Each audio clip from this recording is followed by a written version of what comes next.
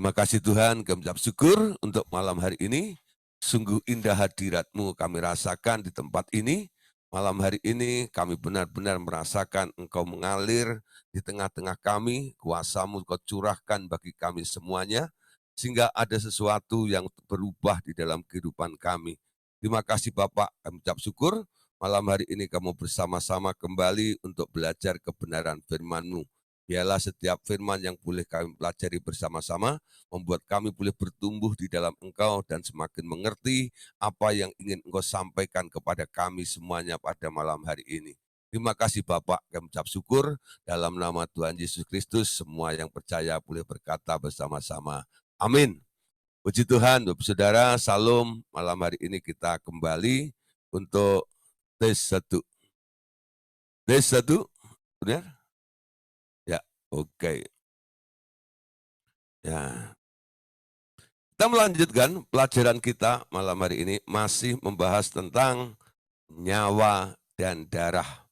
Nah, Bapak Saudara, tadi malam sudah kita bahas ya begitu detail tentang masalah nyawa tersebut atau darah ini.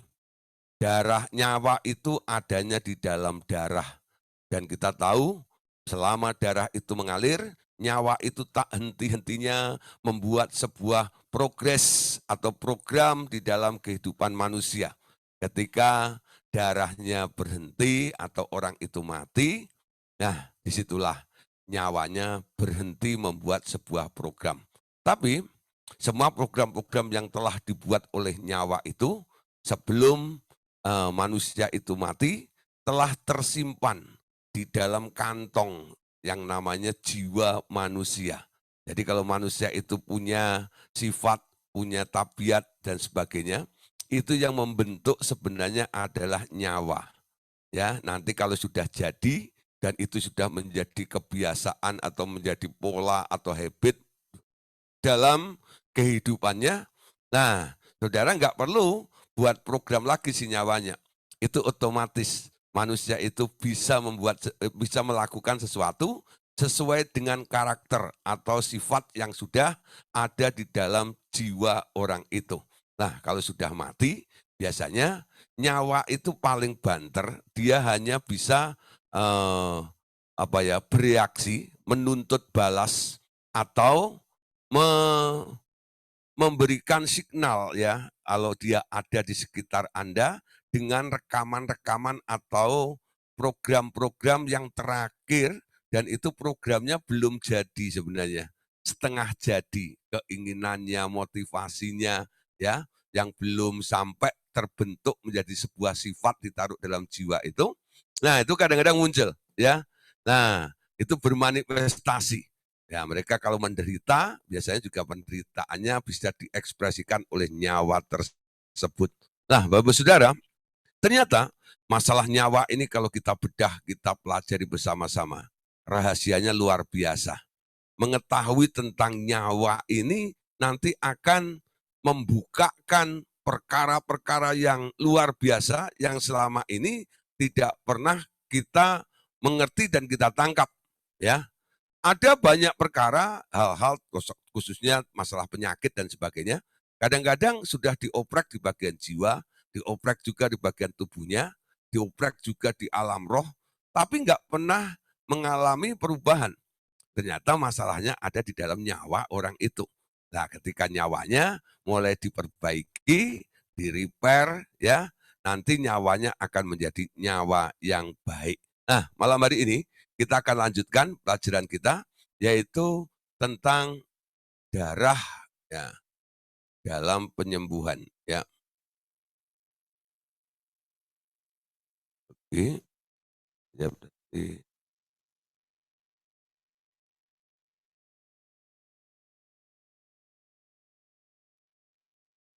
Oh, bilang. Bentar, ya.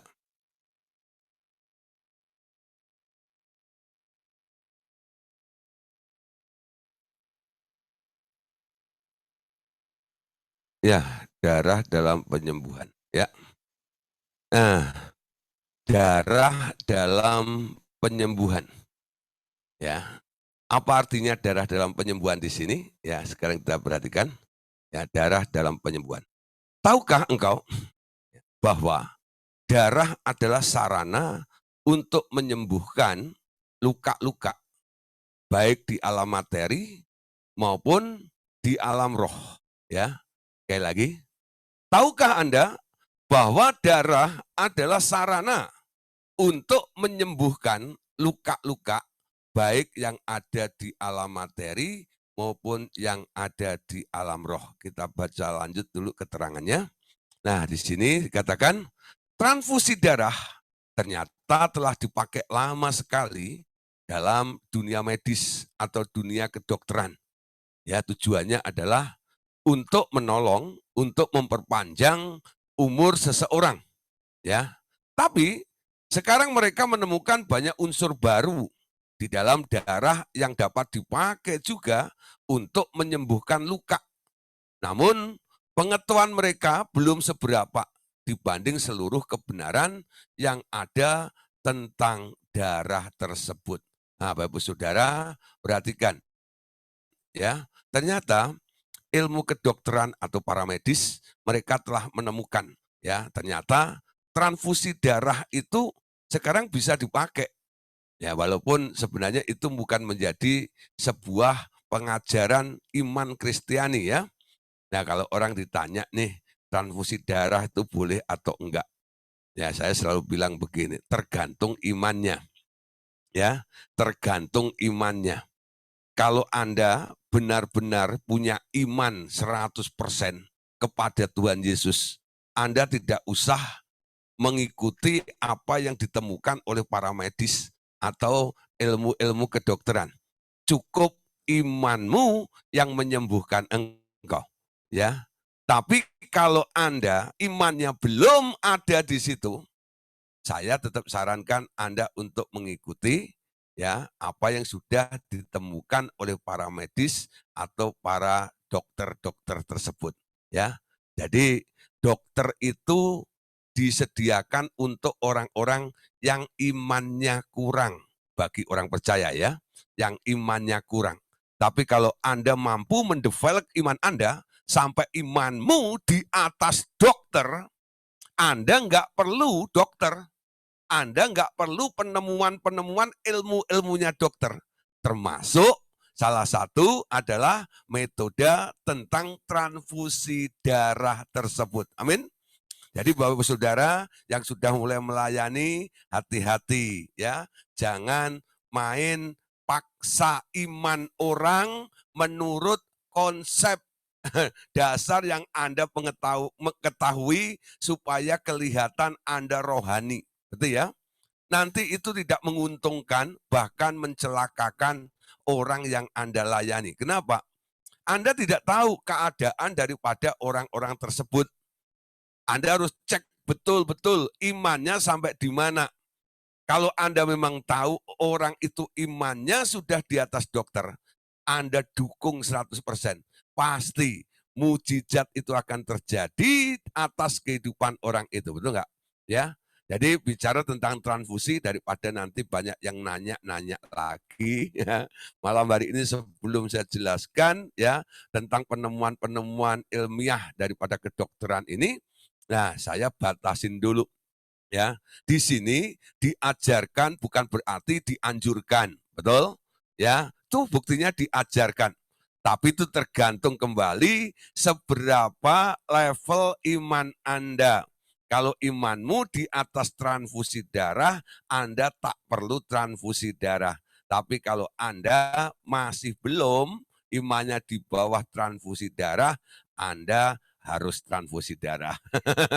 Ya, ini bukan masalah dosa atau enggak ya. Ini persoalannya begini Saudara. Orang yang transfusi darah ya, karena di dalam darah itu ada nyawa. Jadi darah siapa yang masuk ke tubuh siapa? Ya. Darah siapa dimasukkan ke dalam tubuh siapa? Contoh begini ya. Anda mungkin seorang intelektual, orang yang berpendidikan tinggi, orang yang dididik dengan pola disiplin tanggung jawab dan sebagainya ya. Jadi orang-orang eksklusif seperti itu ya, yang piawai gitu maksudnya ya.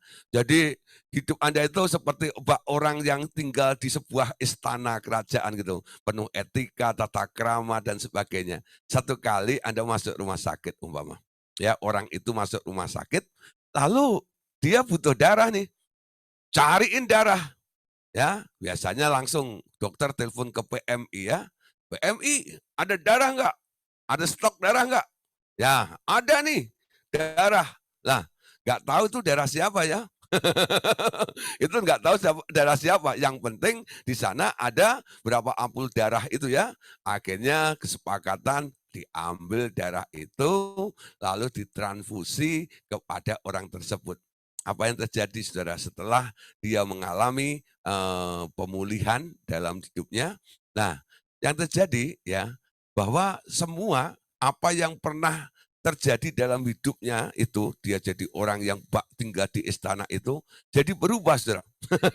Jadi orang yang, apa ya, yang galak, atau orang yang jorok, atau orang yang nggak teratur hidupnya dan sebagainya.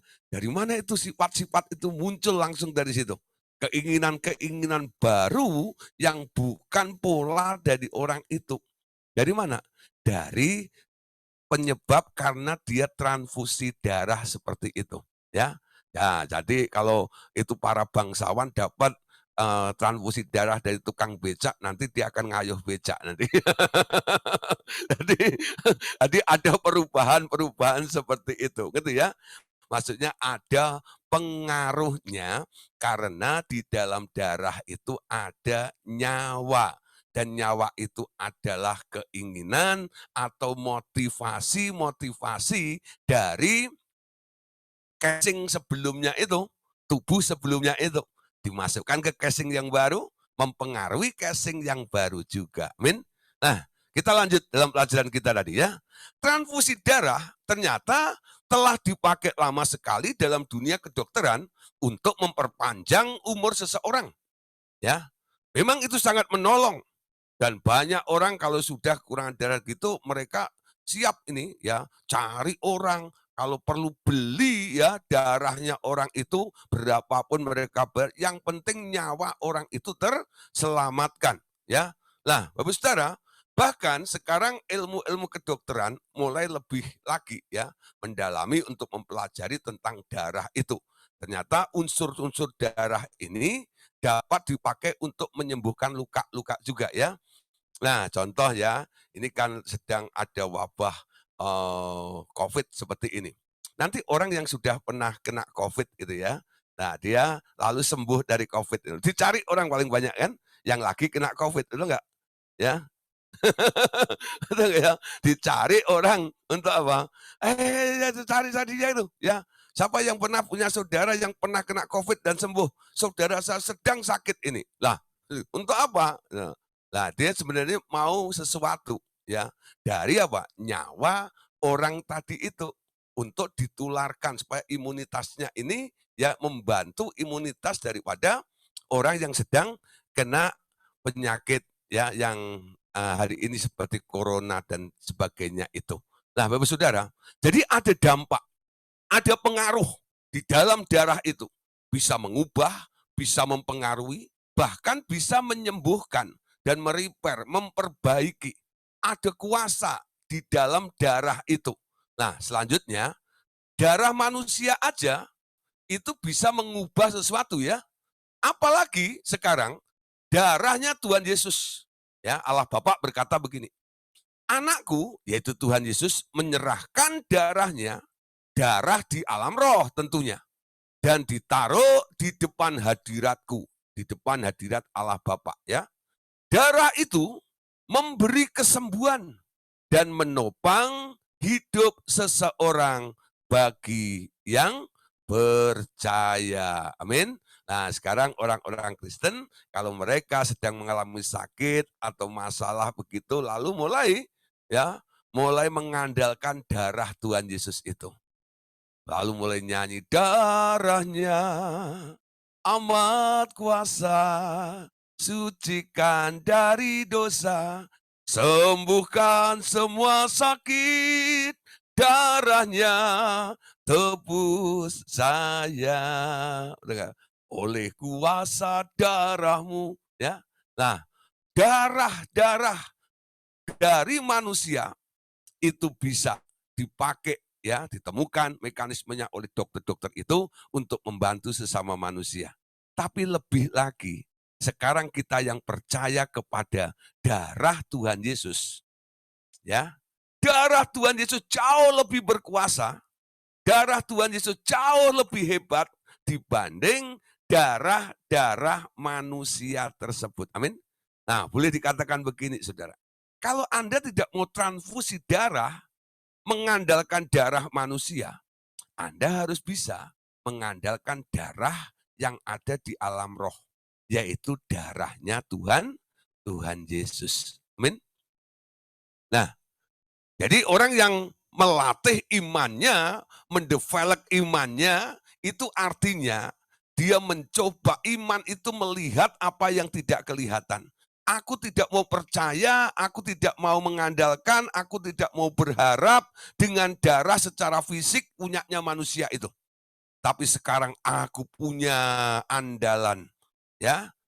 Setiap masalah itu datang, penyakit itu datang. Solusi untuk menyembuhkannya adalah darah Tuhan Yesus yang ada di alam roh, yang ditaruh oleh Tuhan Yesus di depan tahta Allah Bapa tersebut. Nah, Bapak Saudara, apa yang membedakan darah Tuhan Yesus dan darah manusia? Pasti kualitasnya, bukan? Ya, darah manusia, ya, di dalamnya ada nyawa itu kadang-kadang nyawa yang ada di dalam darah itu membuat darah itu jadi terkontaminasi. Adanya nyawa di dalam darah, ya, itu akan membuat darah menjadi terkontaminasi sesuai dengan program, keinginan, plan yang dibuat oleh si nyawa yang ada di dalam darah itu. Amin. Itu enggak maksud saya? Kalau nyawa manusia ini sedang keinginannya sedang punya program ingin nyolong, gitu enggak? Ingin berzina, ya, ingin bohong, ya. Padahal nyawa itu ada di dalam darah, darah manusia itu akhirnya terkontaminasi dengan keinginan-keinginan yang dimunculkan oleh si nyawa tersebut itu. Jadi darahnya sudah nggak kudus lagi. Darahnya tak murni lagi, sesuai dengan arah, tujuan, keinginan daripada si nyawa yang ada di dalam darah itu. Paham tidak? Ya, saya harap mengerti dulu ya, sampai di titik ini. Nyawa ada di dalam darah, artinya ya, nyawa itu bisa mempengaruhi kondisi dan kualitas daripada darah itu sendiri. Nah, apa yang membedakan darah Yesus dan darah manusia? Anda tahu, apa yang diinginkan Yesus, apa yang direncanakan Yesus. Yesus itu walaupun dia penuh dengan kreativitas, Yesus itu tak pernah membuat rancangan sendiri. Semua yang dilakukan, bahkan semua yang diinginkan, itu tercakup dari satu firman yang dia katakan. Makananku ialah melakukan kehendak Bapa dan menyelesaikannya. Ya, nah, motivasi, keinginan dalam Yesus itu cuma satu. Membuat Bapaknya senang. Nggak heran darahnya Yesus itu sangat ampuh, sangat berkuasa, dan boleh dikatakan darah yang murni atau darah yang suci. Amin. Ya, darah manusia suci enggak? Ayo, kalau nanti Anda ditanya, darah manusia suci enggak? Kalau Anda ditanya, kok kamu bilang enggak suci? Dasarnya apa? Harus bisa jelasin. Seperti apa yang saya katakan tadi. Karena di dalam darah itu ada nyawa. Betul enggak? Darah itu jadi enggak suci, jadi enggak murni, gara-gara motivasi atau plan yang dibuat oleh si nyawa di dalam darah itu. Kenapa darah Yesus suci? Jangan Anda hanya menjawab, ya dia kan Tuhan. Banyak orang kadang-kadang jawabannya cuma simpel begitu aja. Lalu orang nggak ngerti tanya, maksudnya gimana? Ya sudah pokoknya gitu aja. Dong ya, Anda tabok aja gitu. Ya sudah pokoknya gitu aja. Diam kau. Nggak bisa ngomong begitu ya. Makanya belajar pemuridan seperti ini. Supaya bisa menjelaskan. Amin. Kalau sudah ikut pemuridan kayak begini nggak bisa jelasin orang lain, itu orang Korea bilang ketir laluan. Nah, orang Korea itu. Ya. Orang Korea marga Simalungun. Ya. Ketir laluan. Betul nggak? Ya, ayo sekarang dirumuskan dulu. Ya, dirumuskan dulu. Karena ada satu orang tadi WhatsApp saya bilang, wah Pak, temanya bagus ini. Tapi sorry nih, saya lagi ada meeting dengan Full Gospel. Ya, tapi saya belum bisa mengerti antara beda nyawa, roh dan itu dan ini. Banyak orang pengen tahu. Ya, lalu saya bilang, istri Anda kan ikut pemuridan, ya, biar istrimu yang menjelaskan. Saya bilang begitu ya. Nah, ini istri-istri yang ikut pemuridan, Anda harus bisa jelasin kepada suamimu. Amin. Ya, kepada anak-anakmu. Amin. Jadi guru dulu, ngajar keluargamu. Amin. Nah, nanti setia dalam perkara yang kecil, Tuhan akan kirim murid-murid juga. Dan Anda juga mulai ngajar orang lain. Ketika Anda sudah mulai mengajar orang lain, Anda boleh lapor kepada kami, Pak, saya sudah mulai mengajar nih. Nah, nanti mulai saya cek ya, kita follow up, lalu kita naungin, dan Anda boleh diusulkan untuk menjadi seorang pengajar di Revival Total Ministry. Amin. Ya, jadi mulai bertahap, bertumbuh terus gitu loh. Ya, 2 tahun ikut Zoom pemuridan, tetap gitu aja. Itu yang salah siapa ya? Gurunya atau muridnya gitu ya. Ya. Diajar 2 tahun nggak ada perubahan. Ini paling bahaya. Nah, Bapak Saudara, malam hari ini saya harap perhatikan. Saya mau mulai ya menjelaskan secara intens seperti ini supaya Bapak Ibu Saudara dalam perkara prinsip-prinsip ini saya ulang-ulang dulu ya supaya Bapak Ibu jelas sekali ya. Jadi di sini perbedaan darah Tuhan Yesus dan darah manusia. Ya, darah Tuhan Yesus itu suci, darah manusia itu sudah tak murni atau tak suci lagi. Kenapa? Karena darah manusia dipengaruhi oleh nyawanya. Sementara darah Tuhan Yesus tetap suci karena dipengaruhi juga oleh nyawanya Tuhan Yesus. Ya, keinginan Tuhan Yesus itu cuma satu, menyenangkan Bapaknya. Sementara keinginan Anda banyak. Amin. Pengen pergi ke Lembang. Amin. Pengen pergi ke Pasar Baru. Pengen pergi ke, mau lihat ini, mau lihat itu, pengen ini dan pengen itu. Nah, itu yang mengotori mengotori darah Anda. Ya, nah Bapak Saudara, sekarang kita lihat. Kualitas akan menentukan kuasanya. Ya. Darah manusia yang sudah tak suci ini saja, dokter bisa menggunakannya untuk menolong orang lain, bukan? Apalagi kalau Anda menggunakan darah Yesus yang suci.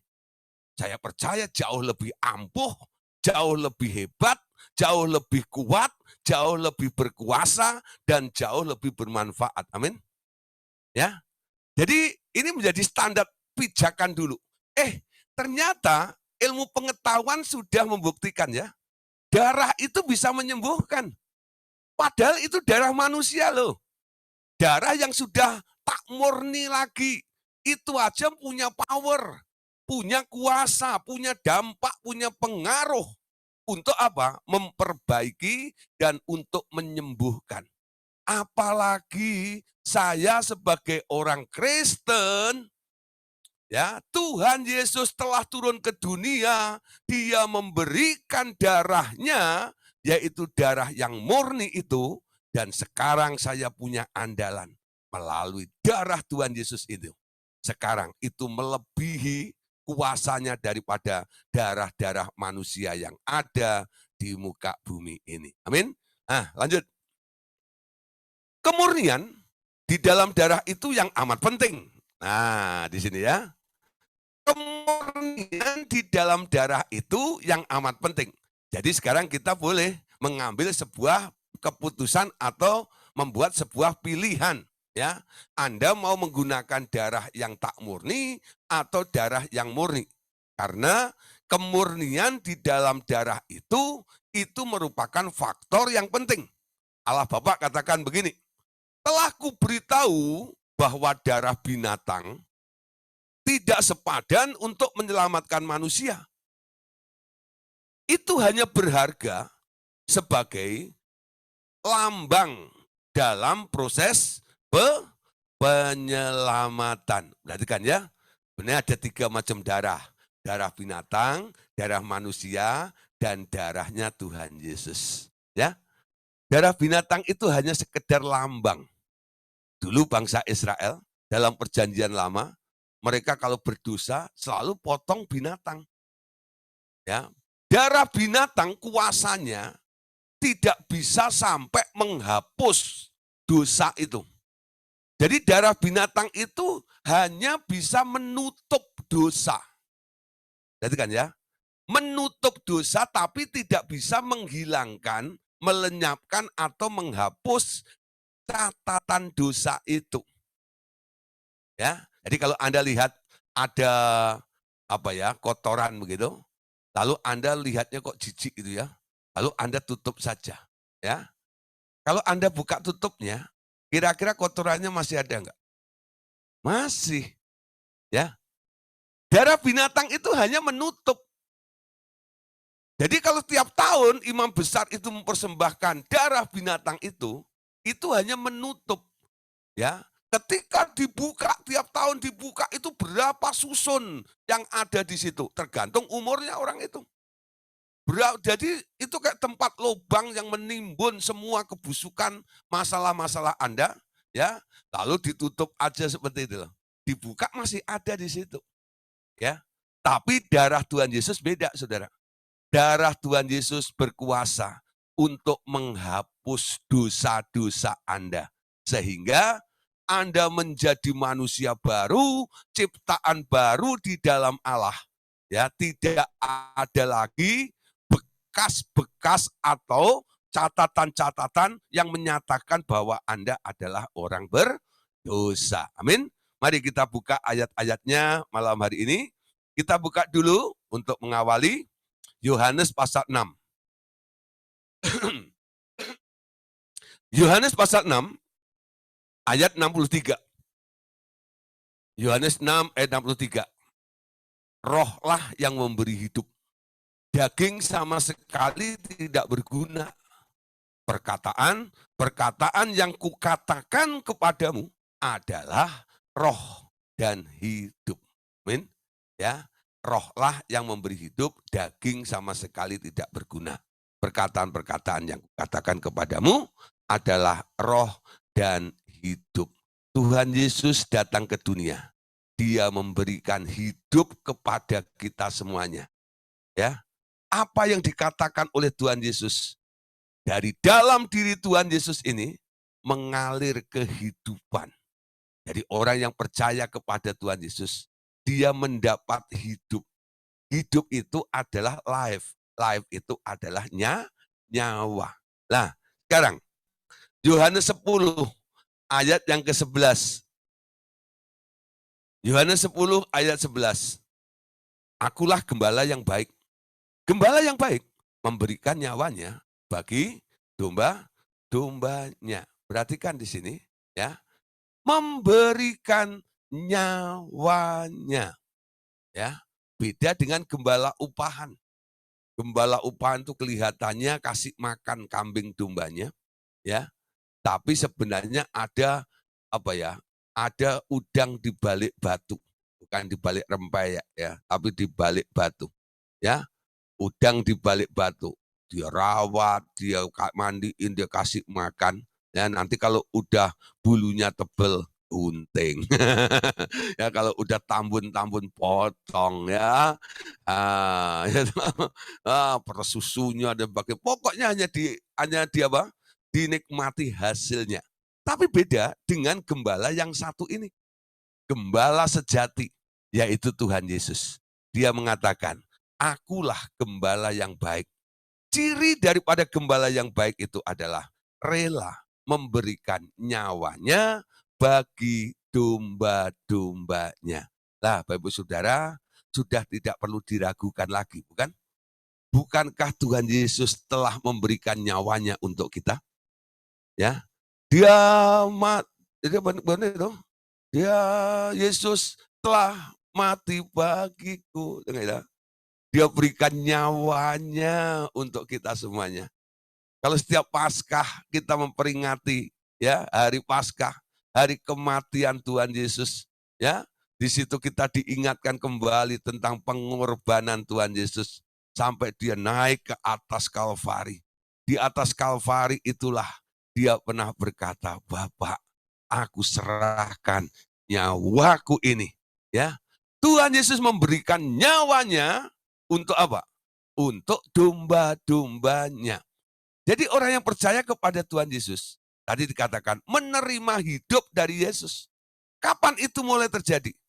Ketika Tuhan Yesus rela mati di atas kayu salib itu. Nyawa Tuhan Yesus telah diberikan kepada Anda. Nah, Bapak Saudara, untuk apa sekarang Tuhan Yesus memberikan nyawanya kepada Anda?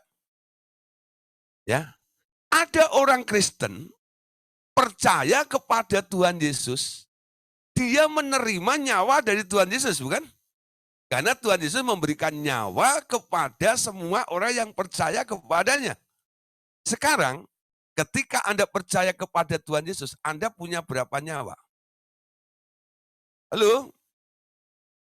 Anda punya berapa nyawa? Punya 2 nyawa ya. Nyawa Anda sendiri sama nyawa Tuhan Yesus yang diberikan kepadamu. Betul? Sadar enggak? Terima Tuhan Yesus, terima hidup, terima nyawanya Tuhan Yesus. Nyawa Tuhan Yesus itu sekarang telah diberikan menjadi bagian di dalam hidup Anda. Tapi karena kurangnya kesadaran akan nyawanya Yesus dalam dirimu, sehingga Anda tak pernah ya mengerti bahwa ada nyawa baru yang sudah disediakan boleh digunakan kapan saja ya kalau Anda mau. Ya, banyak orang Kristen kadang-kadang ya sudah percaya kepada Tuhan Yesus yang digunakan selalu nyawanya sendiri. Tak pernah menggunakan nyawanya Yesus itu loh. Nah, bagaimana supaya Anda itu mulai bisa dengan mudah menggunakan nyawanya Yesus itu? Buang nyawamu. Ya. Buang nyawamu, ganti dengan nyawanya Yesus. Dengan ngomong dulu, ya seperti Paulus katakan, hidupku bukannya aku lagi, tapi Kristus yang ada di dalamku. Coba mulai pengakuan iman seperti itu dulu. Itu akan memindahkan kesadaran Anda. Dan Anda akan mulai ngerti bahwa sekarang Anda sedang menggunakan nyawanya Yesus, tidak menggunakan nyawamu sendiri. Hidupku bukannya aku lagi. Kalau kata hidup itu Anda ganti dengan life atau nyawa, sekarang bunyinya gimana? Ya, nyawaku, betul nggak? Nah? Bukannya aku lagi, tapi nyawanya Yesus yang hidup di dalamku. Setiap hari seperti itu. Membangun pola yang baru. Ketika Anda mau bereaksi melakukan ini dan itu, sekarang Anda tahu apa yang harus Anda lakukan lebih dahulu. Apa yang Anda lakukan? Karena Anda tidak memakai nyawamu sendiri, Anda harus mendapatkan konfirmasi dulu atau tuntunan dari nyawa itu atau pemilik nyawanya itu, ya. Paling Anda katanya pada Tuhan Yesus, "Tuhan Yesus, ya, Engkau mau apa? Hari ini mau apa? Rencanamu apa?"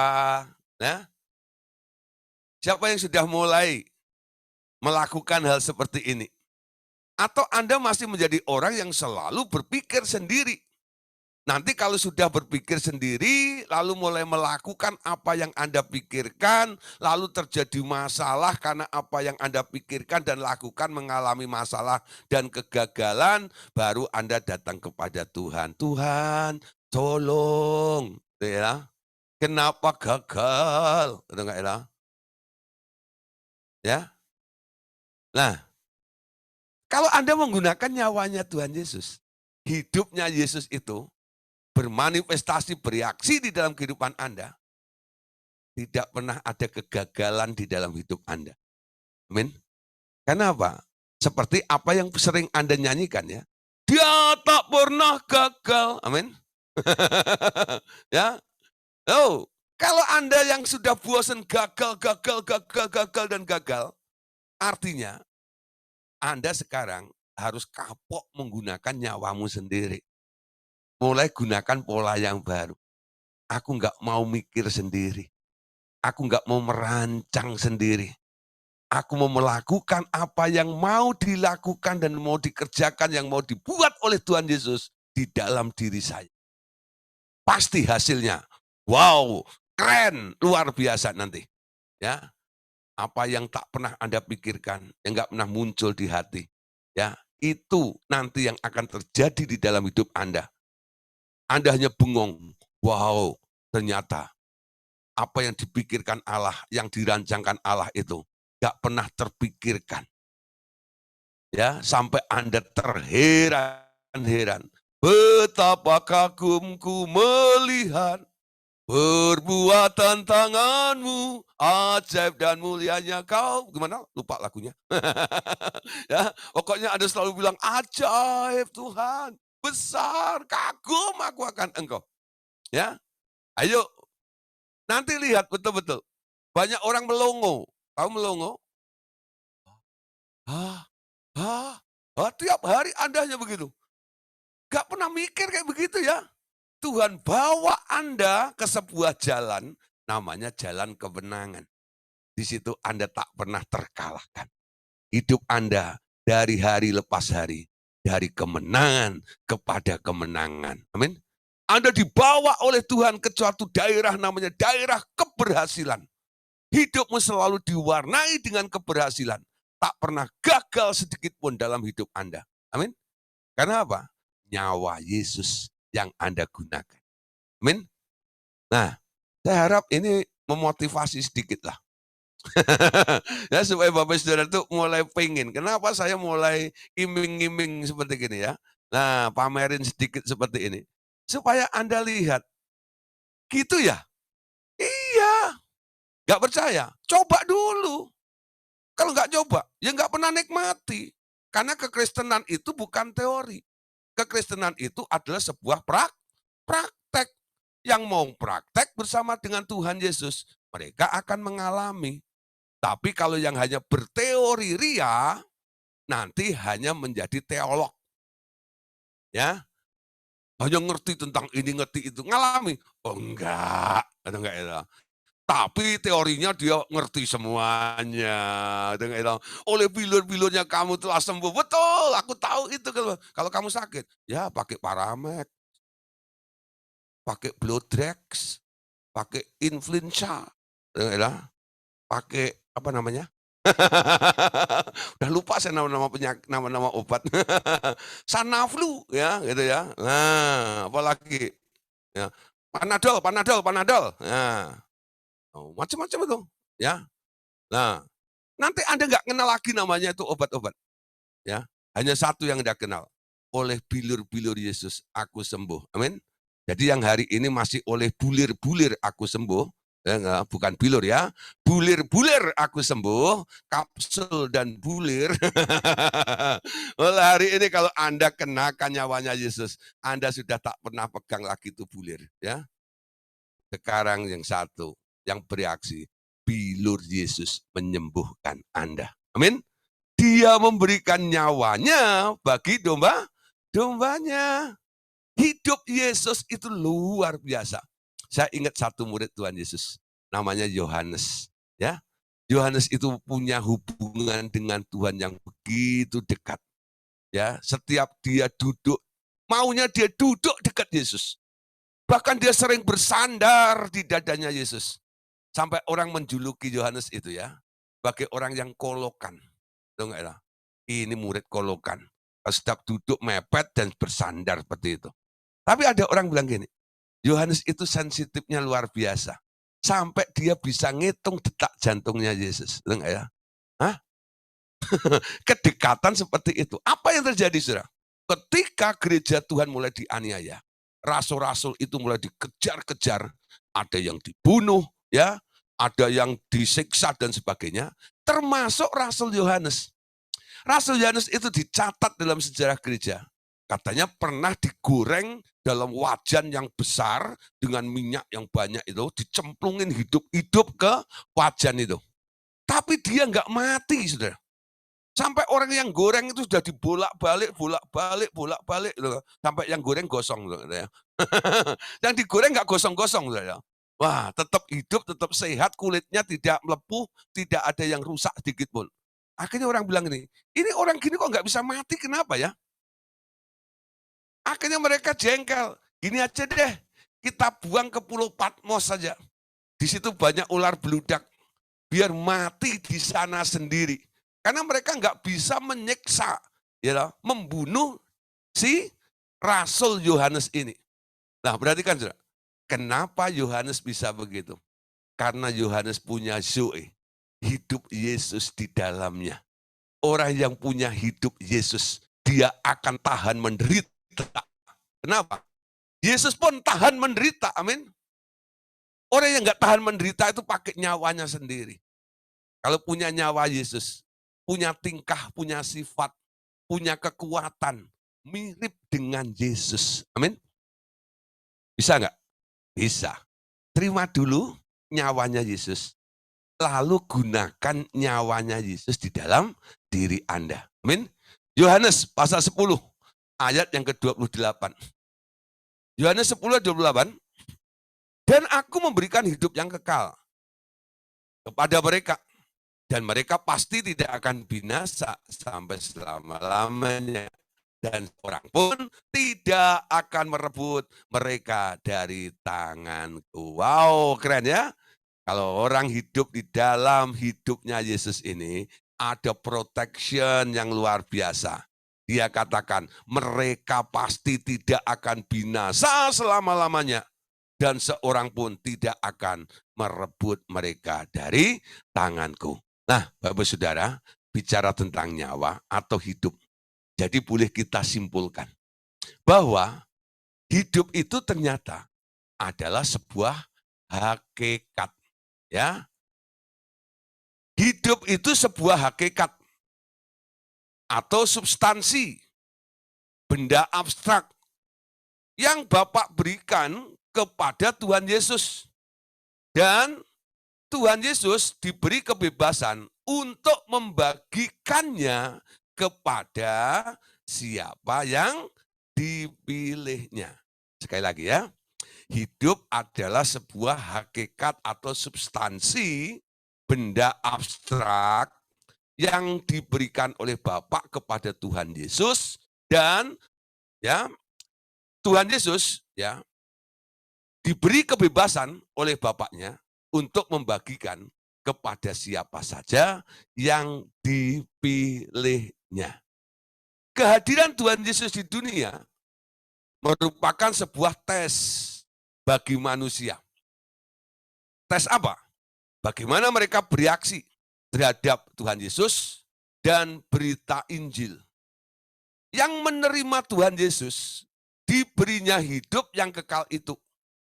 Tapi yang menolaknya, mereka berhenti sampai di dunia ini saja. Selanjutnya, mereka akan dilemparkannya ke dalam neraka atau Gehenna. Ya, tak banyak hamba Tuhan benar ini, yakni bahwa hidup adalah sebuah hakikat atau substansi, ya, benda abstrak yang dapat diberikan di alam roh kepada seseorang agar hidupnya orang yang menerima hidup Yesus itu dapat berlanjut terus kepada fase yang kedua dari hidup, yakni hidup di dalam kekal. Amin. Nah, hidup ini bukan sambungan hidup dari yang lama, tetapi pengganti dari hidup yang lama yang sedang binasa itu. Ini adalah sebuah pemberian yang bersifat anugerah, bukan pemurnian, ya, bukan pemurnian dari hidup yang lama. Bahkan yang lama itu harus segera ditanggalkan untuk hidup yang kekal ini. Dapat dikenakan Alkitab, ya, dapat dikenakan Alkitab memakai istilah kehilangan nyawa agar memperoleh nyawanya. Amin. Nah, sekarang kita baca ayat ini. Ya, kita baca ayat ini. Oke. Barang siapa, Matius 10 ayat 39. Matius 10 ayat 39. Barang siapa mempertahankan nyawanya, ia akan kehilangan nyawanya. Dan barang siapa kehilangan nyawanya karena aku, ia akan memperoleh nyawanya. Amin. Ikut Tuhan Yesus, ditantang oleh Tuhan Yesus. Kamu mau ikut aku? Ya. Mau ikut aku? Nah, kamu harus menyangkal diri. Mau hidup? Sangkal diri. Ya, buang nyawamu. Ambil nyawaku. Ya. Jadi Yesus katakan, jangan mempertahankan nyawamu. Orang yang mempertahankan nyawanya akan kehilangan nyawanya. Tapi orang yang rela kehilangan nyawanya, ia akan memperoleh nyawa. Nah, ini aneh ya. Mempertahankan malah kehilangan. Tapi rela kehilangan justru mendapatkan yang baru. Kok bisa, Pak? Bisa. Ikut Tuhan Yesus itu memang kebalik dengan konsep dunia loh, saudara. Ya, kalau orang dunia contoh ya, mereka punya filosofinya. Dia katakan ya, hemat pangkal kaya, betul nggak ya? Itu orang dunia, makanya nggak heran banyak orang pelit. Karena ngikutin pola itu. Hemat pangkal kaya. Ya. Tapi firman Tuhan katakan apa? Ya, ada orang yang menyebar harta, tapi dia terus jadi kaya, tambah kaya. Tapi ada orang yang menghemat secara luar biasa, selalu berkekurangan. Berilah, maka kamu akan diberi. Itu hukumnya di kerajaan surga. Beda dengan hukum yang ada di dunia ini. Orang dunia selalu ditanamkan tentang apa? Egosentrisnya. Semua berpusat untuk kesenangan, kepuasan, kebanggaan, kebahagiaan dirinya sendiri. Justru di kerajaan surga itu, Anda dilatih untuk melepaskan segala sesuatu. Ikut Yesus harus melepaskan sesuatu. Amin. Kalau nggak berani melepaskan sesuatu, jangan pernah ambil komitmen ikut Yesus. Anda akan keseret-seret. Kenapa? Anda berpijak pada dua tempat yang sama-sama bergerak. Lama-lama apa? Anda bingung.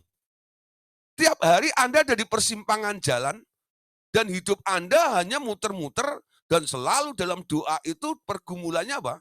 Mencari kehendak Tuhan. Sampai mati nggak pernah ketemu kehendak Tuhan.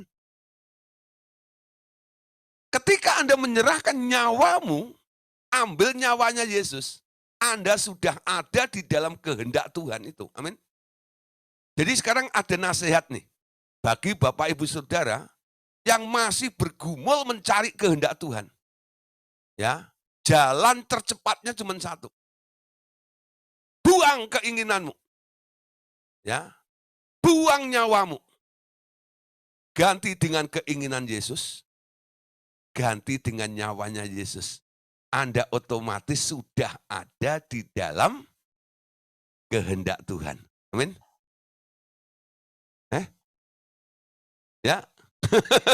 Nanti kalau Anda ketemu nih beberapa orang yang masih bergumul-gumul mencari kehendak Allah, coba Anda tolong dengan saran seperti ini. Kenapa kamu sampai hari ini belum menemukan kehendak Tuhan? Karena kamu masih berjalan di dalam dua keinginan. Ya, di sisi lain kamu pengen kehendak Tuhan terjadi dalam hidupmu. Tapi di sisi lain keinginanmu juga bergejolak. Dan ini saling tarik-menarik. Ya. Nah, darah dan daging tidak punya bagian dalam kerajaan surga. Arahnya pasti beda. Membuat Anda jadi bingung. Hanya bergumul sampai lagunya. Ku bergumul sendiri, salah sendiri, gumul sendiri. Ya. Ya, bergumul mencari kehendak Allah dan sebagainya. Ya, Matius 10 ayat 39 katakan, barang siapa mempertahankan nyawanya, ia akan kehilangan nyawanya. Dan barang siapa kehilangan nyawanya karena aku, ia akan memperolehnya. Ya, Bapak Saudara, malam hari ini rela kehilangan nyawa? Tapi Pak, saya masih mau usaha saya itu sampai berkembang punya 1000 cabang gitu loh. Ya, orang kalau disuruh buang keinginan, buang cita-cita dan sebagainya gitu. Pak, saya masih mau berkembang, saya masih begini. Ya, Bapak Saudara, Anda coba dulu. Rencana Tuhan itu jauh lebih hebat, jauh lebih mulia dari apa yang Anda sedang rencanakan. Saya kasih tahu, ya. Ada orang yang hidup dalam kehendak rencana Tuhan. Ditanya sama rekan bisnis, kamu kok bisa membangun ini dan saya sebenarnya nggak mikir. Saya dituntun aja, Tuhan mau saya buat ini, Tuhan mau saya bikin itu, lalu saya kerjakan dan berhasil seperti ini. Banyak orang tak mampu atau nggak berani menaruh masa depannya di dalam Tuhan. Padahal kalau nyanyi, ku tahu Tuhan yang pimpin hari depan hidupku, semuanya dari Tuhan. Betul nggak? Tuhan engkau masa depanku. Orang Kristen itu pinter sekali baca puisi. Betul nggak ya? Tapi kalau untuk melakukannya, spekulasinya tinggi. Ya, sebenarnya itu meremehkan Tuhan. Kalau sampai gagal gimana Tuhan? Kalau sampai saya bangkrut gimana Tuhan? Apakah Tuhan itu tidak punya potensi atau kekuatan untuk membangkitkan, menolong Anda, untuk membuat Anda berhasil? Ya. Nah, banyak orang nggak berani. Makanya teologi sekarang itu selalu ada di daerah, bicaranya itu yang paling disukai oleh audiens adalah kalau pendeta bicara tentang keseimbangan. Ya dunia ya roh gitu loh. Ya. Semua harus bisa masuk akal dulu. Kalau nggak masuk nalar, nggak bisa, nggak bisa, nggak bisa. Lah nalar itu nyawamu. Betul nggak? Nyawa Yesus itu yang di luar nalar kita ini. Ya. Nanti kalau ada orang mulai bicara tegas tentang roh dan sebagainya, nanti dibilang ekstrim. Saya berapa kali dibilang ekstrim, Pak jangan terlalu ekstrim. Ya, ada satu tokoh di Full Gospel. Ya, ketika saya mulai membahas di kelompoknya mereka, di komselnya, lalu dibilang ini, waduh Pak, kalau khotbah begini nggak bisa dibawa ke Full Gospel. Saya bilang gitu, ya sudahlah saya bilang, ini, ya, saya tidak terlalu ambisi untuk khotbah di Full Gospel, saya bilang. Ya tapi saya baik, ya punya teman banyak di Full Gospel. Ya, cuman kalau cara khotbah saya nggak bisa diterima, ya di kalangan mereka, ya nggak masalah, ya. Karena saya tidak mau, ya bicara terus di daerah keseimbangan. Jadi masih nyerempet sana, nyerempet sini. Ya inilah keputusannya. Kalau kita bicara tentang kehilangan nyawa, artinya apa? Ini ekstrim. Saya lebih suka dibilang ekstrim daripada eksim. Nggak tahu, Pak Gideon eksim, nggak enak ya, nanti Pak dokter yang datang, ini tak obatin, ya. Ya, kalau orang bilang, Pak Gideon ekstrim, puji Tuhan. Yesus itu ekstrim, saudara. Anda lihat ya, dia selalu ada di depan seperlemparan batu dari murid-muridnya. Itu namanya ekstrim. Ketika dia berdoa, jaraknya dengan muridnya itu selalu ada di situ. Dia ada seperlemparan batu dari murid-muridnya. Dia lebih maju satu langkah dari murid-muridnya atau kebanyakan orang itu. Nah, banyak orang nggak berani ada di daerah ini. Ya, maju satu langkah. Ini nggak lazim, Pak. Ini nggak umum, Pak. Nah, Anda mau kehilangan nyawa, dapat nyawa baru atau tidak? Nah, malam hari ini, pikir baik-baik. Masih mau terus ikut Yesus atau tidak? Karena kalau Anda mau terus lanjut ikut Yesus, pasti Anda akan dibawa ke daerah ekstrim ini. Amin. Kehilangan nyawa dan menggunakan nyawanya Yesus. Yohanes 6 ayat yang ke-54. Yohanes 6 ayat 54. Siapa saja yang makan dagingku dan minum darahku, ia mempunyai hidup yang kekal. Dan aku akan membangkitkan dia pada akhir zaman. Nah, satu hari Tuhan Yesus habis bikin mujizat. 5 roti, 2 ekor ikan, dimakan 5.000 orang. Dan 5.000 orang itu makan terkenyang-kenyang. Saudara, ya. Nah, sampai sisa 12 bakul dibawa pulang. Nah, besoknya saudara, banyak orang berbondong-bondong cari Tuhan Yesus. Ya, ketika mereka sedang cari Tuhan Yesus, antusias seperti itu, Tuhan Yesus bilang, ya, kalau kamu tidak makan daging dan minum darahku, kamu tidak dapat, gimana tadi? Siapa saja yang makan dagingku dan minum darahku, ia mempunyai hidup yang kekal dan aku akan bangkit pada akhir zaman, ya. Jadi barang siapa tidak makan dagingku dan minum darahku, tidak akan mendapat bagian dalam hidup yang kekal itu. Yesus khotbah seperti itu orang-orang ikut Tuhan Yesus pada kabur semuanya. Ini ajaran apa? Ini ajaran baru apa? Ini pasti ajaran kanibalisme nih. Suruh makan daging manusia dan minum darahnya. Mereka kabur semuanya. Itu 5.000 orang lebih itu kabur. Tinggal 12 muridnya. Lalu 12 murid ini gak berani nanya ke Tuhan Yesus. Lalu Tuhan Yesus pandang 12 murid ini. Ya, kamu mikir apa? Kamu gak pergi juga? Lalu salah satu muridnya, Petrus mewakili teman-temannya. Dia bilang ini, pergi ke mana lagi? Karena aku tahu perkataanmu adalah roh dan hidup. Nah, saudara, ya, apa bedanya murid dan kebanyakan orang? Kebanyakan orang itu tak mau diajak maju. Murid itu walaupun nggak ngerti, dia tetap stay. Dia tetap tinggal sampai gurunya menjelaskan maksud dan tujuannya. Lalu Yesus, murid itu tanya, maksudnya apa omonganmu itu tadi? Lalu Yesus cerita dengan muridnya ini. Maksud saya, ya, makan dagingku dan minum darahku tuh begini loh. Jadi orang banyak itu belum dijelasin udah kabur duluan. Ya. Karena udah takut rugi, spekulasinya ada. Ya. Maksud saya tuh begini, aku ini selain punya tubuh daging ini, aku juga punya tubuh roh. Aku ini sebelum jadi daging itu, dulu di alam roh aku ini firman. Yohanes 1 ayat 1 katakan, pada mulanya adalah firman. Firman itu bersama dengan Allah dan firman itu adalah Allah. Jadi kalau makan aku itu artinya makan firman. Oh gitu. Tadi kalau Tuhan guru ngomong gitu ke mereka, pasti mereka nggak kabur ya. Jadi Yesus itu mau ngomong apa? Makan no firman gitu loh. Tapi dia ngomong dulu, makan aku. Makan dagingku, minum darahku, kabur dulu.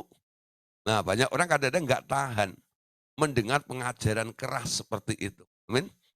Tapi pengajaran keras itu prinsip. Sebenarnya itu merupakan sentakan, ya, hentakan untuk membuat orang itu bisa mengambil sebuah sikap keputusan mengikut Tuhan atau tidak, ya. Kalau orang masih penuh dengan pertimbangan, ya, untung rugi spekulasinya begitu. Nanti kalau ketika ada omongan keras seperti itu, dia nggak berpikir panjang, dia cepet-cepet kabur, menyelamatkan dirinya itu namanya cinta nyawanya. Amin.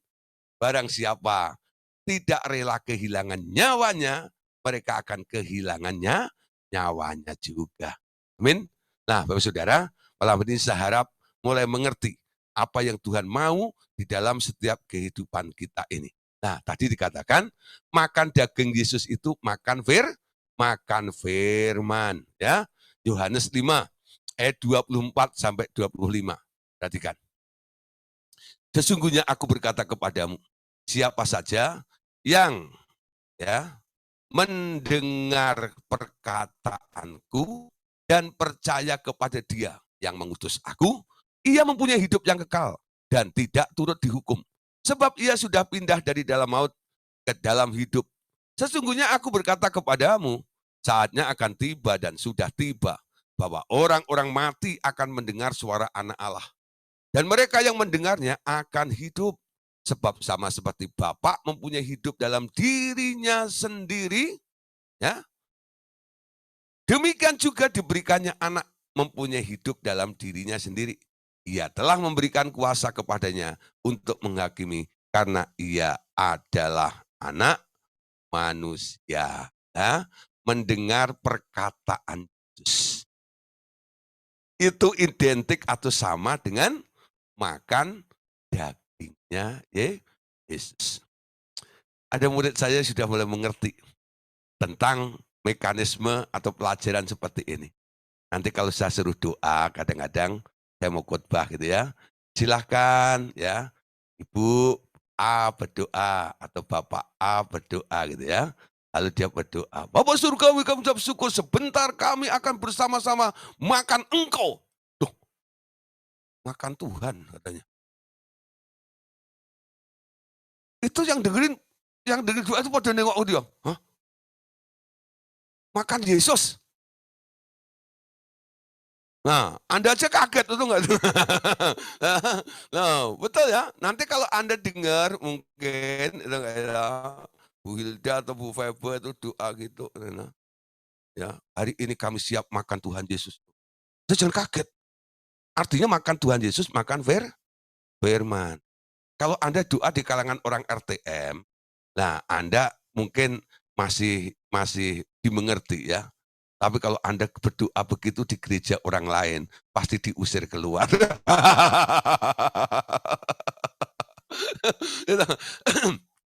Saya kalau diundang khotbah di gereja orang lain, saya tidak terlalu pakai bahasa-bahasa yang menimbulkan apa ya, kekacauan seperti itu. Ya, ada beberapa orang kadang-kadang itu nggak tahu maksudnya apa. Kadang-kadang ada yang maksudnya itu supaya dia kelihatan rohani dan pamer gitu. Jadi sebut Roh Kudus mami, kadang-kadang gitu ya. Tapi nggak tepat di tempatnya, ya. Di tempat di ladang orang lain. Dan orang lain nggak mengerti malah jadi batu sandungan, ya. Tapi kalau istilah-istilah itu Anda bunyikan di kalangan RTM, itu tak masalah. Saya ingatkan, ya, supaya apa? Anda dimanapun juga harus menjadi berkat bagi mereka. Amin. Ya. Jadi istilah-istilah yang saya gunakan, ya, Anda mengerti seperti ini, ya. Nah, itu ada Bu Cindra, ya. Hati-hati Bu Cindra di Semarang ya. Jangan bilang makan Yesus ya. Nah, dimulai banyak ya. Nah, makan firman, ciak Yesus. Amin. Nah, ya, ciak bakpao enak, ya. Ciak kue tiao enak, ya. Nah, sekarang ciak Yesus. Ya. Makan Yesus, makan firman. Amin. Nah, walaupun saya ngomong di YouTube nanti ada orang yang dengerin, tapi kan ada penjelasannya seperti ini, ya. Nah, dia juga tahu, oh kalau orang RTM ngomong makan Yesus itu makan firman. Amin. Nah, supaya tidak salah paham gitu ya. Nah, salah mengerti ya. Nah, itu alkitabiah. Kalau kamu makan dagingku artinya makan firman. Amin. Cak firman. Nah, kayak malam hari ini Bapak Ibu Saudara dengerin di Zoom meeting ini, Anda sedang makan. Makan apa? Makan Yesus. Amin. Nah, enak nggak? Hocak nggak Yesus? Oh, enak sekali. Ya, lebih hocak mana sama mie Bangka? Eh, lebih hocak Yesus, tahu nggak ya? Nah, Yesus nggak ada unsur baknya, saudara. Dia halal. Oke, lanjut ya. Ngomongin makanan saya jadi lapar nanti ya. Oke ya. Mendengar perkataan mempunyai hidup. Oke, lanjut ayatnya. Yohanes 10 ayat 10 sampai 11. Pencuri datang hanya untuk mencuri, membunuh dan membinasakan. Ya, pencuri datang untuk mencuri, membunuh dan membinasakan. Ya, aku datang supaya mereka memperoleh hidup dan hidup dalam segala kelimpahan. Ya, segala kelimpahan. Nah, Bapak Ibu Saudara, sekarang terima hidup Yesus, lalu mulai gunakan hidup Yesus itu dalam hidup Anda. Nah, tadi saya katakan bahwa darah itu harus dimurnikan supaya ada kuasanya. Nah, ketidakmurnian darah terjadi bila seseorang menggunakan darahnya sebagai tempat kediaman roh-roh najis atau keinginan-keinginan daging. Nah, seperti yang awal saya jelaskan tadi ya. Ketidakmurnian darah terjadi bila seseorang menggunakan darahnya sebagai tempat kediaman roh najis atau keinginan-keinginan daging. Pemurnian darah dilakukan dengan melenyapkan roh-roh najis dari darah itu atau keinginan-keinginan dari nyawa itu. Namun, usaha dengan pelayanan pelepasan seperti apapun, sepertinya tak akan memurnikan darah manusia itu dengan sempurna, bukan? Kenapa?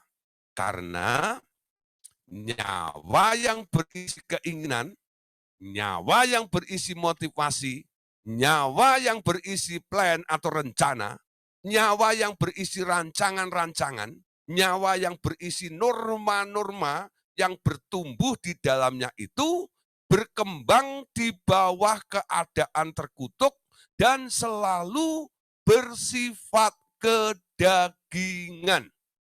Ya. Jadi masalahnya di nyawanya. Satu-satunya cara untuk memurnikan adalah dengan menggantinya dengan nyawa baru, yaitu nyawanya Tuhan Yesus. Amin. Nah, itu sebabnya harus ditumpahkan dan kemudian dibawa ke hadirat Allah Bapa untuk menggantikan nyawa semua orang yang percaya. Perlu diketahui bahwa saat ini darah anak domba ini tinggal tetap di hadirat Bapa. Untuk apa? Sebagai jaminan, yaitu jaminan keselamatan bagi setiap orang yang percaya. Mari baca ayatnya dalam Ibrani 9. Dan ia telah masuk satu kali untuk selama-lamanya ke dalam tempat yang kudus, bukan dengan membawa darah kambing jantan dan darah anak lembu, tetapi dengan membawa darahnya sendiri. Dengan itu, ia telah mendapat kelepasan yang kekal. Siapa yang dimaksud ini? Ia di sini adalah Tuhan Yesus. Masuk satu kali untuk dalam tempat yang kudus, ya, itu ke tahta Allah Bapa. Bukan membawa darah kambing dan domba seperti yang dilakukan oleh para imam besar setiap tahun masuk ruang maha kudus, bukan. Ya, Tuhan Yesus menghadap Bapaknya, dia bawa persembahkan darahnya sendiri. Ya, darahnya sendiri. Nah, Ibrani pasal 9 ayat yang ke-25-nya, ya. Nanti Ibrani pasal 9 ini Bapak Ibu Saudara boleh baca keseluruhan ya. Nah, karena kekurangan waktu, saya hanya baca lompat-lompat saja. Ayat 25. Ia bukan masuk untuk mempersembahkan dirinya sendiri berulang-ulang. Sebagaimana imam besar setiap tahun masuk ke dalam tempat kudus dengan darah yang bukan darahnya sendiri. Ya, nah, imam besar itu walaupun cuma setahun sekali, yang dipersembahkan bukan darahnya sendiri. Dia pakai darah binatang, dibawa ke ruang maha kudus. Ya, nah memang ada darah yang paling banyak itu kan di halaman, betul nggak? Nah, kalau yang di ruang kudus itu hanya dipercikin sedikit-sedikit saja. Ruang maha kudus apalagi, itu cuma dibawa untuk persembahan, membuktikan, menggambarkan, melambangkan akan darah Tuhan Yesus yang nantinya akan dipersembahkan kepada Allah Bapa itu. Amin. Nah, Bapak Saudara, sekarang persembahan darah ini merupakan sesuatu yang sangat berarti di hadapan Allah Bapa. Roma 11 ayat 25. Saudara-saudara, supaya kamu jangan menganggap dirimu pandai. Aku mau agar kamu mengetahui rahasia ini sebagian dari Israel aslinya sampai jumlah yang penuh dari bangsa-bangsa lain masuk. Nah, kita bersyukur. Kadang-kadang saya melihat ya, orang Israel itu dibilang bangsa yang tegar tengkuk. Kalau dia nggak tegar tengkuk, ya kita ini nggak pernah ketemu dengan Tuhan Yesus. Ya, nah tadi katakan ya rahasia ini ya harus diketahui. Ya, bangsa Israel itu dibiarkan dia keras kepala, ya seperti itu, sampai kuota target yang diselamatkan Allah itu terpenuhi. Nanti kalau targetnya yang diselamatkan itu sudah terpenuhi dari orang-orang kafir, ya kita ini sudah selesai, sudah penuh kuotanya, nanti selesai masa anugerah itu. Lalu Allah kembali menyayangi Sion, balik kepada Israel. Lah disitulah mulai akan terjadi antikris. Ya, kenapa? Ada restorasi untuk Israel. Ya, tapi bagaimana menyadarkan orang Israel itu? Yang menyadarkan cuma satu, munculnya antikris nanti. Tapi ditunggu dulu ya, antikris muncul kalau kuotanya orang percaya ini sudah genap. Makanya rajin-rajin memberitakan Injil ya. Rajin-rajin memberitakan Injil. Yang memberitakan Injil bukan malaikat. Ya, yang memberitakan Injil manusia. Anda diberi tugas untuk memberitakan Injil. Jangan suruh malaikat untuk memberitakan Injil, ngumpulin jiwa-jiwa juga jangan. Ya, tugas ngumpulin jiwa-jiwa itu Anda. Dia hanya mengingatkan saja, betul nggak? Ya, itu tugasnya seperti itu. Ya, ingat ya, supaya tidak membingungkan. Seperti ini, Bapak Saudara harus tahu prinsip-prinsipnya. Ya, prinsip-prinsipnya. Nah, supaya kalau doa itu tidak apa ya? tidak sembarangan, dalam malaikat itu ada jatahnya masing-masing. Amin. Ya. Jadi sampai jumlahnya penuh. Jadi kalau Anda mau cepat Tuhan Yesus kembali, ya second coming itu terjadi, ayo rajin-rajin menangkan jiwa. Sampai kuotanya penuh. Nah, baru nih nanti kalau bunyi salah sangka kalah, ya, salah sangka. Ya. Kalau bunyi sangka kalah, tuet, tuet, tuet, tuet, gitu ya. Nah, waktu tuet, tuet, tuet itu Anda di mana? Apakah Anda ikut saya? Ada di atas sana atau Anda ketinggalan? Saya harap semua yang ikut pemberitaan itu adalah generasi pengangkatan semuanya. Amin. Ya, karena Anda sudah nggak terikat dengan dunia ini, apalagi terikat hutang. Amin. Ah, Bapak hutang gitu ya. Hutang itu ikatan, cepat bayar dulu ya kalau mau diangkat. Jangan sampai Anda nanti nggak diangkat gara-gara masih terikat dengan hutang. Hutang di bank, hutang sama tetangga, dan sebagainya ya. Nah, oke, sekarang ya. Matius 26, ayat 27 sampai 29. Oke, ya. Matius 26, 27, 29. Sesudah itu ia mengambil cawan mengucap syukur lalu memberikannya kepada mereka dan berkata, minumlah kamu semua dari cawan ini sebab inilah darahku, darah perjanjian yang ditumpahkan bagi banyak orang untuk pengampunan dosa. Akan tetapi aku berkata kepadamu, mulai dari sekarang ini aku tidak akan minum lagi hasil pokok anggur ini sampai pada hari aku meminumnya, yaitu yang baru bersama-sama dengan kamu dalam kerajaan Bapakku. Amin. Nah, waktu kita perjamuan kudus, kita diingatkan akan persekutuan dengan tubuh dan darah Tuhan Yesus. Artinya apa? Hidupmu sekarang bukan dikendalikan oleh dirimu sendiri. Hanya banyak orang itu kadang-kadang memanfaatkan perjamuan kudus hanya untuk kebutuhan kepentingan pribadinya.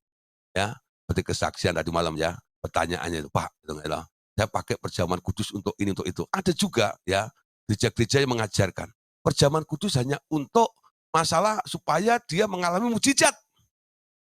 Tapi sebenarnya perjamuan kudus bukan sekedar itu, memang ada dampaknya ke situ. Tapi perjamuan kudus itu Paulus katakan untuk mengingatkan persekutuan kamu dengan Tuhan. Betul enggak? Itu jauh lebih penting daripada Anda pamerin. Ayo perjamuan kudus nanti penyakitmu sembuh. Ayo perjamuan kudus nanti utangmu lunas. Jadi perjamuan kudus hanya untuk mancing supaya orang itu ikut perjamuan kudus, masalahnya terselesaikan. Bukan itu. Inti utama daripada perjamuan kudus itu, mengingatkan kita semuanya bahwa kita punya hubungan terikat, betul nggak? Dengan Tuhan. Gitu loh. Itu jauh lebih penting. Amin. Ya. Ayo mulai Saudara. Ya, kalau memberitakan sesuatu, ya, Anda harus jelaskan prioritasnya itu loh. Arti yang sebenarnya. Jangan hanya Anda berikan tambahannya saja. Kesembuhan ini dan itu di dalam perjamuan kudus itu hanya tambahan. Karena Anda tempel di dalam Tuhan, bukan? Ya. Nah, persekutuan dengan Tuhan. Amin. Itu perjamuan kudus. Nyawamu nyawa baru, bukan nyawa yang lama. Wahyu 19 ayat 5 sampai 9. Nah, Wahyu 19 ayat 5 sampai 9. Lalu kedengaranlah suatu suara dari tahta itu, pujilah Allah kita, hai kamu semua hambanya, kamu yang takut akan Dia, baik kecil maupun besar. Kemudian aku mendengar seperti suara himpunan besar orang banyak, seperti desau air bah, dan seperti deru guruh yang hebat katanya. Haleluya!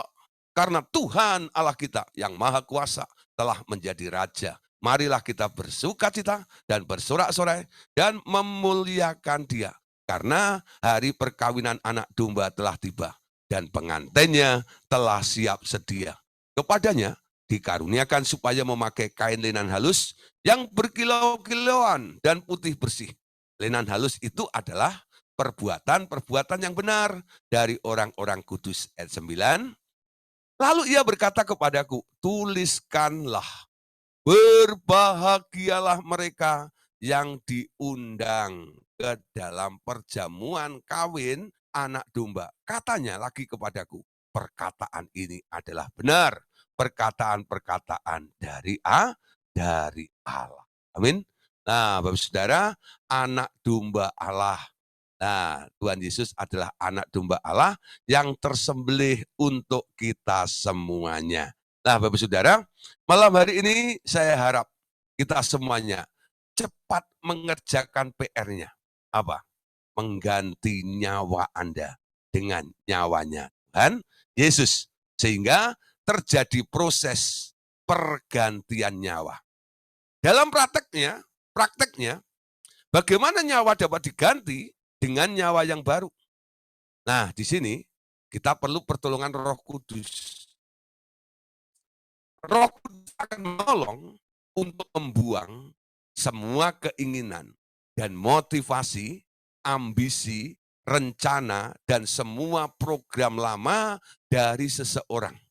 Ya, dan kemudian Allah Bapa akan mentransfer nyawanya Tuhan Yesus melalui persatuan dengan Tuhan Yesus, Roh Kudus, dan Allah Bapa itu sendiri. Amin. Perhatikan di sini. Caranya adalah minta tolong Roh Kudus untuk membuang keinginan, ambisi, motivasi, rencana, program dari Anda. Lalu nanti di sini Bapak akan mentransfer nyawanya Tuhan Yesus ke dalam diri Anda ketika Anda melakukan membangun sebuah persekutuan menyatu dengan Bapa, Tuhan Yesus dan Roh Kudus di dalam diri Anda. Beri dia otoritas 100% untuk mengendalikan di dalam hidup Anda. Mari Roh Kudus take over, ambil alih semuanya. Lakukan sesuatu, cabut semuanya, buang semuanya. Apa itu? Ambisi dalam diri saya. Buang semua Roh Kudus, motivasi-motivasi dari dalam diri saya. Roh Kudus buang semua rencana-rencana itu. Minta Roh Kudus untuk melakukannya. Kenapa saudara harus minta Roh Kudus? Saya jamin Anda pasti nggak tega untuk mencabut, membuang motivasimu sendiri, bukan? Karena Anda sudah terlalu sayang dengan itu. Ya. Jadi untuk hal ini, minta Roh Kudus. Ya. Ada seorang ibu tanya, Pak, saya ngalami ini mual-mual, kali bilang, Ibu sedang dijamah Tuhan. Lalu saya bilang, sekarang minta Roh Kudus untuk bekerja, melakukan sesuatu lebih lagi. Dia mengerjakan yang jauh lebih luar biasa dalam diri ibu. Ya, jadi proses ditengking dalam pelepasan kemarin itu, ternyata sampai 2 hari ini masih ada yang bermanifestasi, saudara. Ya, karena saya bilang, bukan saya yang melakukan pengusiran itu. Saya hanya membuka saja, memulai. Seperti pinnya saya cabut semuanya ini, saya berikan otoritas kepada Roh Kudus yang ada di dalam diri Bapak, Ibu, Saudara untuk membersihkan sampai tuntas, tas. Dong, gak heran, saudara. Ada yang sampai 2 hari, ada yang sampai seminggu kadang-kadang. Ya, saya sudah pesan, gejalanya pasti habis didoain gak damai. Pasti ada sesuatu. Mual apa kek. Ayo. Itu enggak lah. Saya tetap mengcover dalam 1 minggu ini, semua yang pernah kami doakan dan lainnya tetap saya cover dalam, Ini dalam covering Roh Kudus Allah Bapa dan Tuhan Yesus. Jadi apa yang terjadi, Anda bukan tidak mengalami dengan sendirinya, tidak. Itu semua dikerjakan oleh Roh Kudus di dalam diri Anda. Amin. Termasuk malam hari ini, masalah nyawa ini, ayo mulai. Mumpung pinnya sedang dibuka ini, Anda mulai beri otoritas lagi kepada Roh Kudus. Roh Kudus ambil semua keinginan di dalam diri saya. Roh Kudus ambil semua ambisi di dalam diri saya. Roh Kudus ambil motivasi di dalam diri saya. Roh Kudus buang semua rencana di dalam diri saya. Roh Kudus riset semua program-program lama di dalam diri saya. Ya. Nah, ketika dikosong, bukan berarti Anda nanti kosong linglung, tidak. Bapak tanggung jawab. Dia langsung transfer. Ya. Transfer apa? Transfer nyawanya Tuhan Yesus dalam diri Anda. Ya. Terus bangun hubungan dengan Allah tiap hari. Ya. Anda sadar ada Allah Bapa, Tuhan Yesus dan Roh Kudus tinggal di dalam hidup Anda. Amin. Nah, transfer itu akan terjadi besar-besaran dan terus mengalir dalam kehidupan kita. Transfer yang terbanyak adalah melalui mendengar firman-Nya. Rajin ikut kelas discipleship seperti ini. Ya, mendengar firman. Tetapi seringkali juga terjadi transfer secara tiba-tiba saja dengan cara menakjubkan oleh Roh Kudus. Nah, sekarang di sini Bapak mengatakan, Bapak, Tuhan Yesus dan Roh Kudus, dia katakan kami menaruh keinginan baru, motivasi baru, rencana yang baru, dan ukuran atau norma-norma yang baru kepada orang yang telah dibersihkan oleh Roh Kudus tadi. Amin. Nah, sekarang Yohanes 6 ayat 54. Siapa saja yang makan dagingku dan minum darahku, ia mempunyai hidup yang kekal, dan aku akan membangkitkan dia pada akhir zaman. Ya, Yohanes 12:25. Siapa saja yang mencintai nyawanya, ia akan kehilangan nyawanya. Tapi siapa saja yang membenci nyawanya di dunia ini, ia akan memeliharanya untuk hidup yang kekal. Ya? Satu ayat lagi untuk peneguhannya. Matius 16 ayat 26. Apa gunanya seorang memperoleh seluruh dunia, tetapi kehilangan nyawanya? Dan apakah yang dapat diberikannya sebagai ganti nyawanya? Artinya apa, saudara? Sayang nyawa, ya, mempertahankan keinginan, cita-cita, ambisi Anda hanya untuk mengejar dunia ini, itu tak ada guna. Tuhan Yesus katakan, apa guna seorang memperoleh seluruh dunia, tapi kehilangan nyawanya? Mungkin Anda bisa kaya di dunia ini, Anda sukses di dunia ini karena Anda mengejar dengan ambisi dan keinginan Anda. Tapi setelah mati, Anda akan binasa masuk neraka. Ya, tapi orang yang kehilangan nyawanya di dunia ini, lalu mendapat nyawanya Yesus, dia akan hidup bahagia di bumi, juga bahagia di akhiratnya nanti. Nah, pilih yang mana? Ya, pilihan tergantung kepada Bapak, Ibu, Saudara. Ah, puji Tuhan. Ada bagian terakhir yang tidak kalah serunya. Ya, malam hari ini kita tuntaskan, ya, masalah nyawa dan darah ini. Nah, Bapak Saudara, ternyata, ya, akan ada roh-roh jahat di dalam darah, ya. Karena darah itu mulai terkontaminasi, maka darah itu bisa menjadi jahat. Dapatkah roh jahat menyelusup ke dalam darah? Tentu saja dapat. Orang yang bertabiat jahat adalah karena menerima motivasi yang jahat dari si iblis. Roh seperti ini dapat diusir keluar. Dan motivasi di dalam darah orang itu dikuduskan dengan darah Tuhan Yesus saja. Ya, contoh, Saudara, ya. Ada orang yang menderita leukemia, ya. Sebenarnya orang yang menderita leukemia itu dimasuki roh jahat yang serupa vampir. Ya, kayak vampir yang menghisap darah merah langsung dari pembuluh darah manusia. Sehingga mereka itu kekurangan atau kehilangan darah merah. Nah, ilmu kedokteran, darah putihnya lebih, ya, banyak atau lebih kuat daripada darah merah mereka.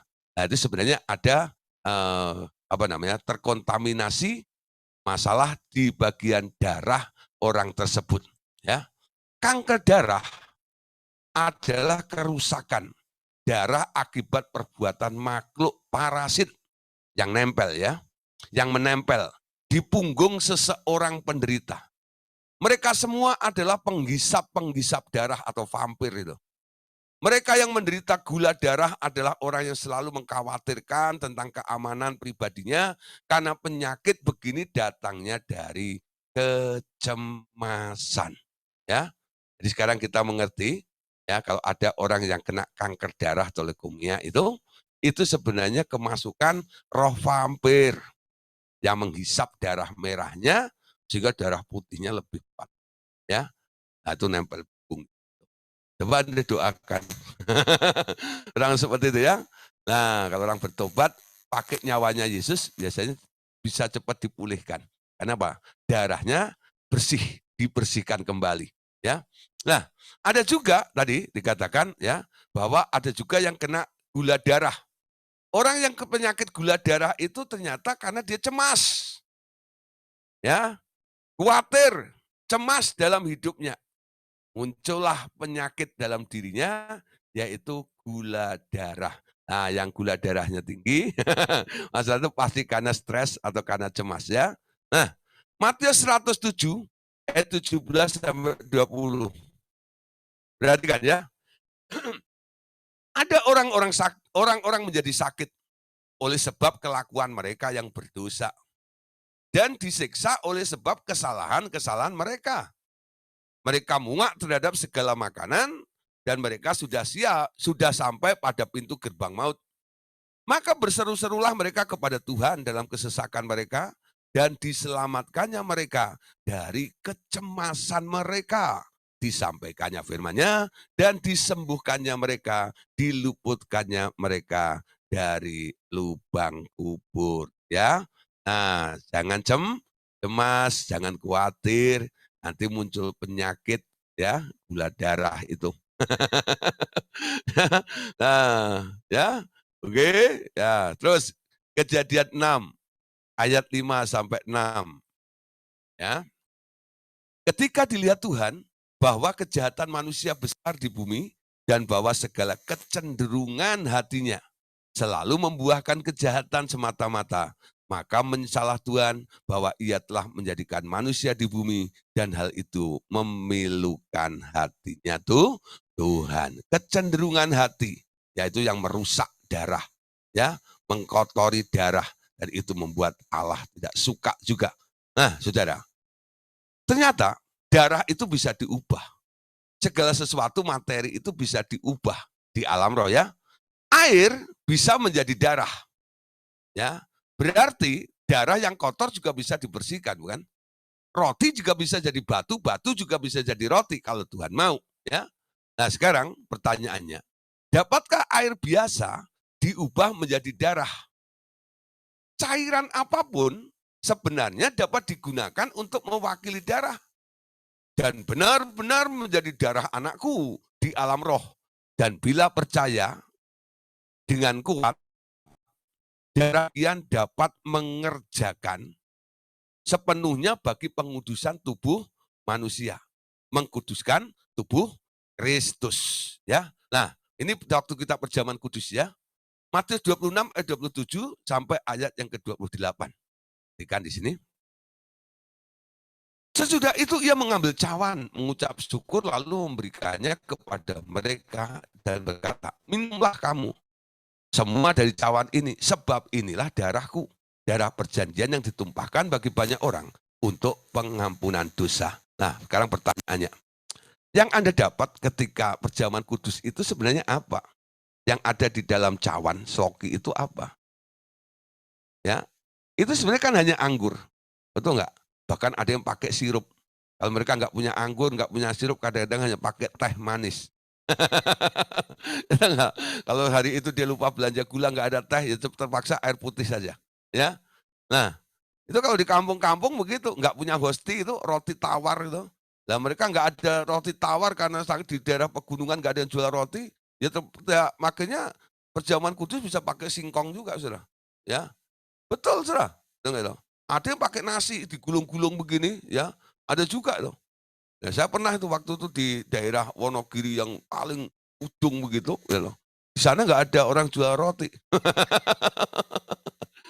Perjamuan kudus pakai nasi digulung-gulung gitu. Nah, saudara, apa saja bisa diubah menjadi tubuh dan darah, ya. Nah, tergantung doa daripada si hamba Tuhannya itu. Nah, ketika Anda menerima roti dan anggur itu, nanti pendetanya kan bilang, terimalah ini tubuh dan darah Yesus. Betul nggak? Tapi banyak sekali, banyak hamba Tuhan yang salah ngomong juga. Habis didoain, diubah menjadi tubuh dan darah Tuhan Yesus, nanti dipegang jemaat, nanti dia bilang, mari saudara kita angkat roti yang melambangkan. Nah, mari kita angkat anggur yang melambangkan. Jadi masih disebut anggur lagi. Ya, padahal tadi udah diubah. Jadi ini nggak konsisten namanya. Ya kalau dia ubah jadi roti, jadi tubuh, dia harus tetap sebut tubuh itu sampai sakramen itu selesai. Harusnya begitu. Ya, nanti selesai sakramen itu udah berubah jadi roti dan anggur lagi. Itu selama dalam sakramen itu. Ya. Nah, saudara, satu kali ya habis pemuritan buku 1 ya di Madiun, saya ingat waktu itu tahun berapa ya? Itu pemuridan di Madiun pertama kali, ya. Itu masih ada Pak Berti itu masih dari Pacitan itu ada yang berapa motor itu ya, itu selama 10 hari dia itu bolak-balik terus tuh. Padahal saya selesai itu udah jam setengah 11. Nyampe di rumah mereka sudah kadang setengah 2 pagi itu ya. Nah, tapi selama 10 hari mereka sangat antusias datang ya, belajar buku 1 pada waktu itu.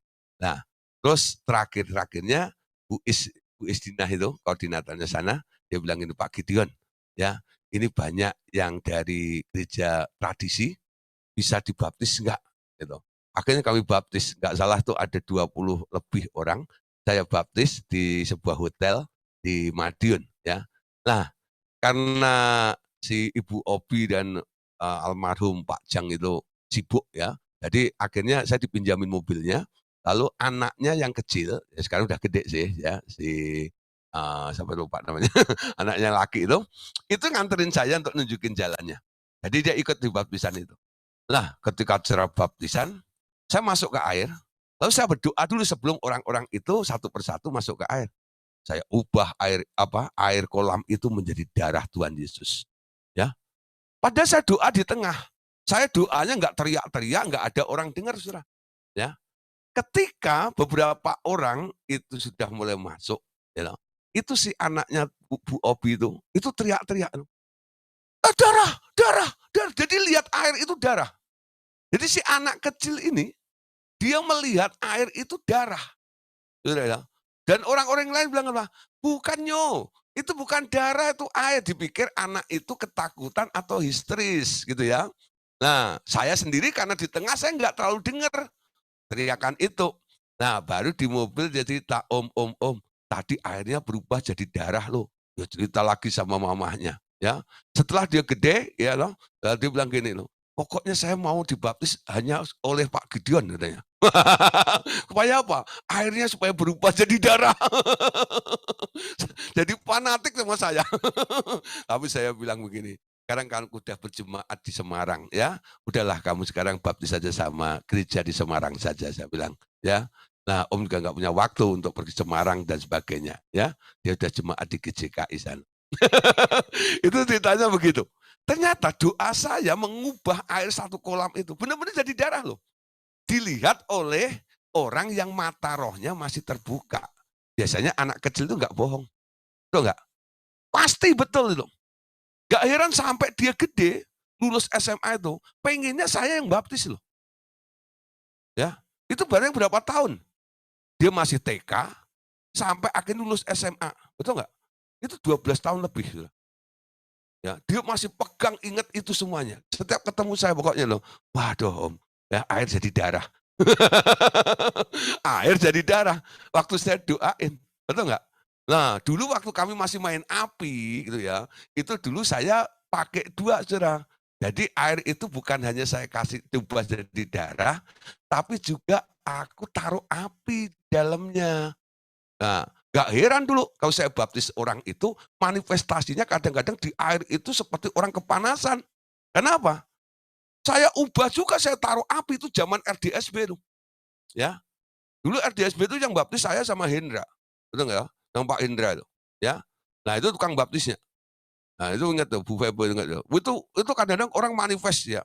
Lalu saya selalu bilang, harus ada catchernya.